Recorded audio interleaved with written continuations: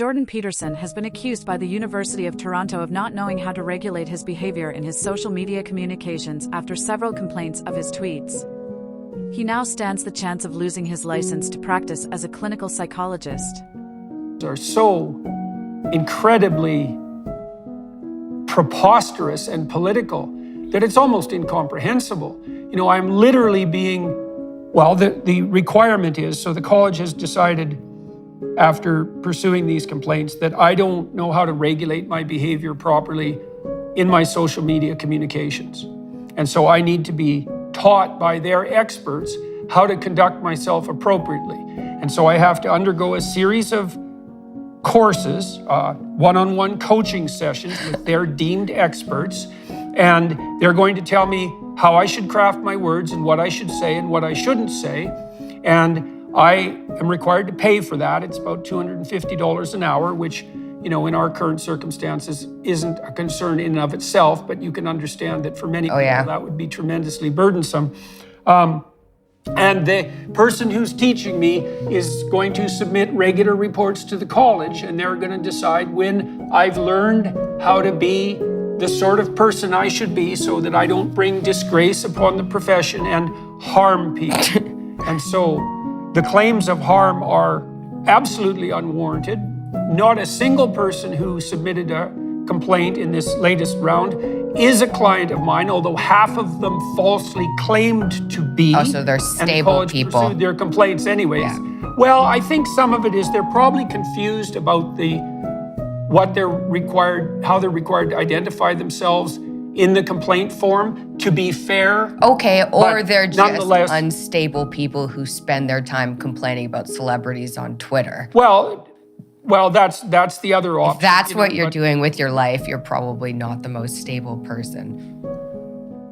Yeah, and so anyways, I've gone through all these complaints, and so here's some of them. I retweeted Pierre Poilievre, who's Canada's leader of the opposition, when he was criticizing the mask lockdowns. I just retweeted him, and I said essentially that I agreed with him. That's a complaint?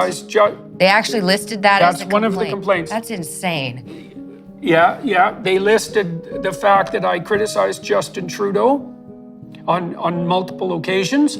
There's a complaint that at one point the police in Ottawa were threatening to act with Children's Aid to take the children away from the truckers in Ottawa and apprehend them on the grounds that their parents who were involved in the protest were endangering them. And I tweeted and said, I'm not so sure that we should get the police involved in taking away the children of protesters, and we should think about this. And apparently that makes me an untrustworthy advocate for children who face childhood sexual abuse. Oh my gosh. You're a mandatory reporter as a psychologist, eh? And so if it comes to your attention that someone has been abused, you're mandated to report it. And so apparently I'm now untrustworthy in that regard because I didn't want the police to conspire with idiot social workers in Ottawa to apprehend the children of protesters. And so that's another example of my reprehensible behavior.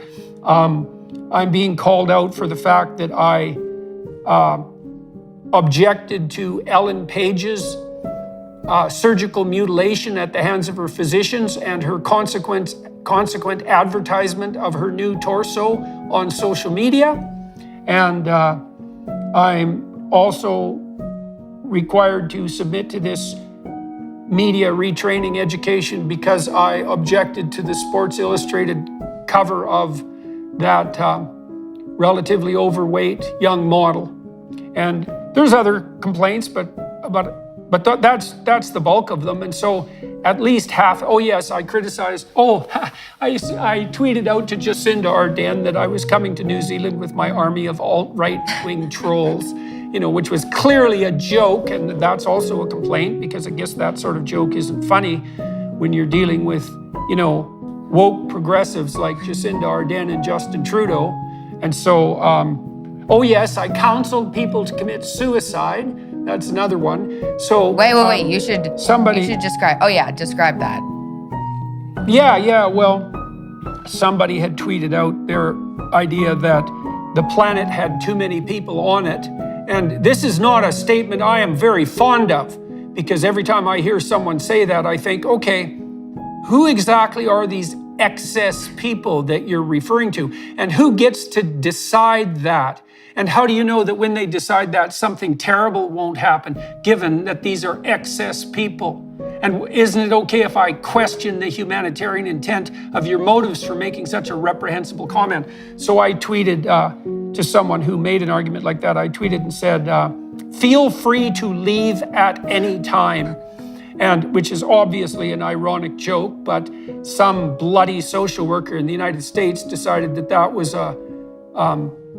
like an incitation to suicide, and so complained about that. And yeah, and that's I think that's all the complaints. So let's review this. Not a single one of them was levied by a client of mine, present or former. Not a single one of them was levied by anyone I had actually said anything directly to. Private or public. There's no evidence whatsoever that I've produced anything regarding harm, because no one has stepped forward to claim harm who was directly harmed. So it's third-party indirect supposition of so-called harm to someone they don't know.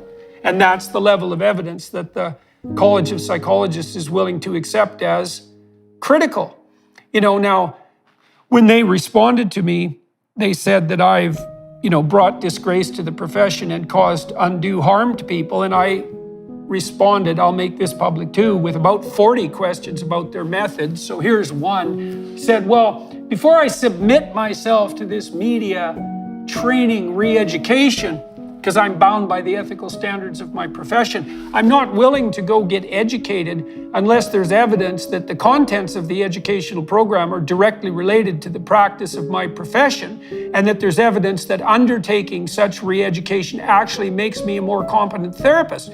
Do you have any independent documentation that these experts that you have hired and foisted upon me have anything approximating genuine expertise? And do you have any evidence whatsoever that such training programs are effective? And of course, they said, we don't have to answer questions like that. And I asked them, I said, there's some evidence that I've done some good in the world. About 7 million people bought my first public book, and I have 15 million subscribers on the 3 main platforms we operate on social media.